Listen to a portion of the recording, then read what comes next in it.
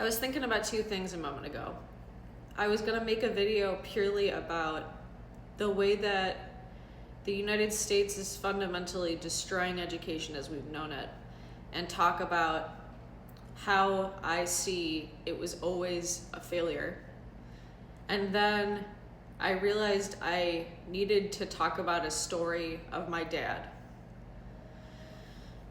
And that made me cry as I was brushing my teeth. But this is going to be the former, and then I'll make a part 2 about the latter. So people need to remember that when we're talking about K through 12 or higher education, we all have a very different perspective on what education is and whether it has value. And for me, as someone that didn't give a single fuck about K through 12 and went on to get a PhD, I have a very unique perspective on it. It's not going to be everyone's perspective. In fact, I think that it's probably not most people's perspective, but it is mine.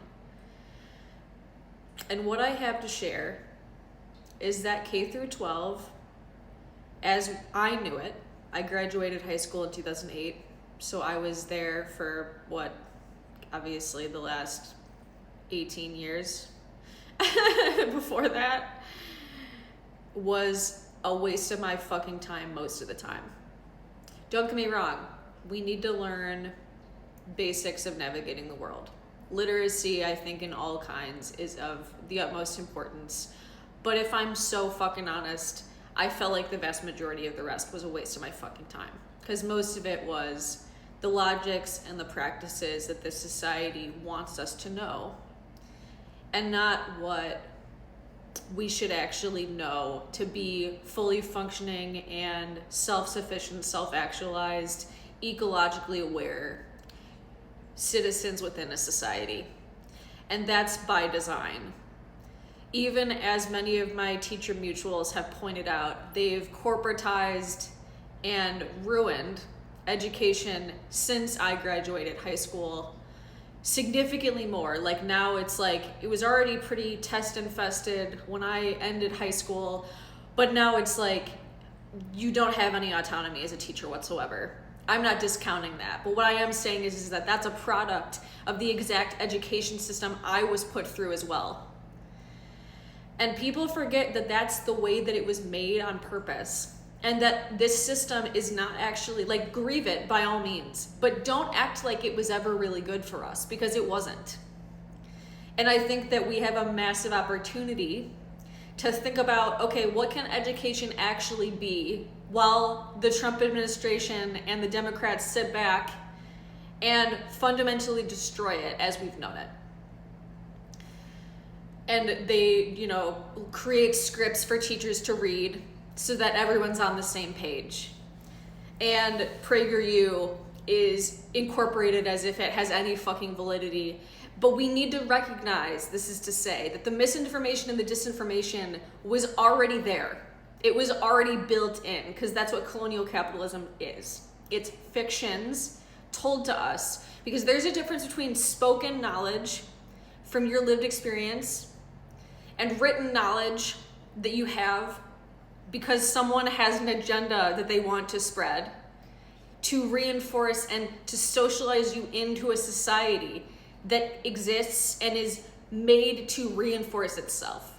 And so what I'm saying is that the people who have the best GPAs, and like my high school included, I grew up in a relatively affluent area in comparison to the other school districts around me.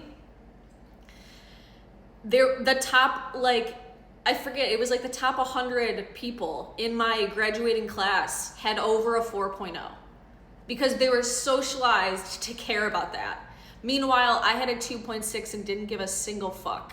I didn't give a fuck. And guess what? It didn't stop me from going on to get a PhD. And the vast majority of the folks that cared about it, it was a socializing process to care about knowledge that ultimately allowed them to be disciplined into a society that is harming us. And I don't regret not giving more of a fuck about it. In fact, I think I would be a substantially worse person if I did give a fuck about it. So this is what I'm saying when I said I don't think a lot of people are going to want to agree with me at face value, but I hope that enough time has passed that we can acknowledge the reality of the way the K through 12 education system that has grown increasingly corporatized over especially the last 100 years, K through 12 or higher education in general, that we can see that now. Because it continued as it is and was increasingly infested with business mindsets. And so that's why we are where we are. Just like the United States was always a colonial capitalist eugenics bias shit show. And so that's why we are where we are right now with the way Trump administration can do what it's doing. It's not a coincidence. It's the epitome of the incremental actions of everything that we've made. It's inevitable.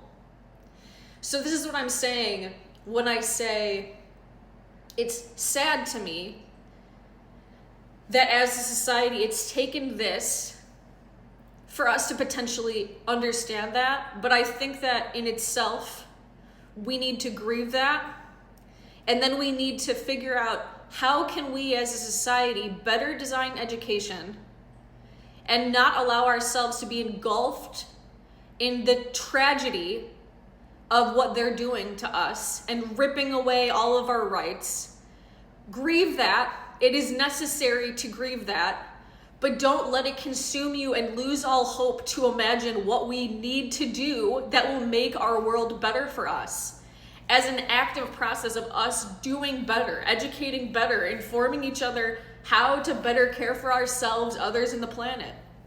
Because this education system is designed not to do that. And it always was. And that's what we need to fix. If you want to go into part 2 to hear the story of my dad, it connects to this. That's why I made the connection as I was brushing my teeth. So anyway, if you like what I'm about, follow my shit, like it, and share it, etc. Give me your support.